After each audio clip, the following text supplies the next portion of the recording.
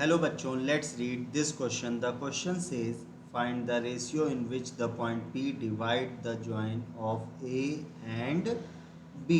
तो देखो यहाँ पे जो कॉन्सेप्ट यूज़ करने वाले हैं वो यूज़ करने वाले हैं सेक्शन फार्मूला का. ठीक है, तो सबसे पहले समझते हैं what is section formula. So here this is m x two plus n x one upon m plus n and m y two plus n y one upon m plus n. अब देखो यहाँ assume कर लेते हैं कि जो हमारी line रही होगी कुछ ऐसे रही होगी. ठीक है, ए और बी रही होगी, ये पॉइंट पी रहा होगा. अब किसी फिक्स रेशियो में डिवाइड कर रहा होगा तो यहाँ पे एज्यूम कर लेते हैं let P divides the line segment in k is to one. तो यहाँ से देखो अगर इसको लिख लें तो हम कुछ ऐसे लिख सकते किस रेशियो में, के इज टू वन में. अब यहाँ कोऑर्डिनेट हमें दिए हुए हैं. ए के कोऑर्डिनेट क्या है 12,5 हैं और बी के कोऑर्डिनेट 4,-3 है. ठीक है, और पी के कोऑर्डिनेट x,2 है और हमें क्या बताना है, रेशियो बताना है. ठीक है, हमने मान लिया के इज टू वन.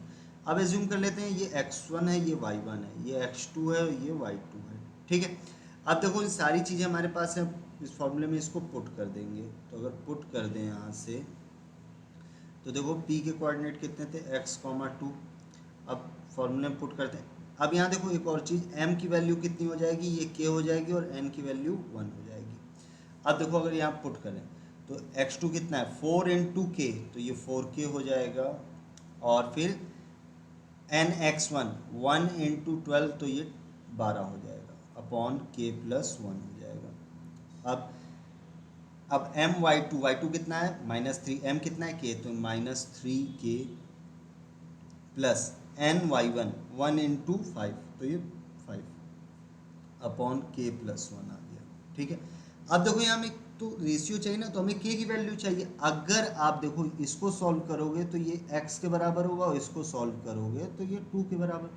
अब देखो अगर इस वाली कंडीशन को सॉल्व करने तो x और k दो अननोन हो जाएगा, तो इसको नहीं लेते, हम सेकेंड कंडीशन को कंसीडर करते हैं. तो यहाँ से इस चीज़ को हम लोग लिख सकते थे this is -3k plus 5 upon k plus 1 is equal to 2. Solve करते हैं.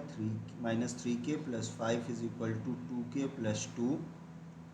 ये इधर जाएगा -3k -2k और ये 2 -5, तो यहाँ से सॉल्व करने -5k -3 और यहाँ से इसको सॉल्व करने पे ये कितना आ जाएगा 5k is equal to 3. So k की वैल्यू कितनी आ जाएगी 3/5. ठीक है, तो हमसे यही पूछा है किस रेशियो में डिवाइड कर रहा है, तो हमने एज्यूम कर रखा था. तो यहाँ से p divides the line segment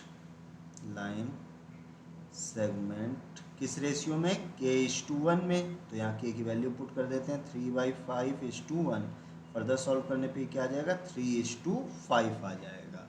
so यहाँ से हम फाइनली कह सकते हैं so the final answer is p divide the join of a and b in 3:5 ratio. Hope you understood it well. Best of luck.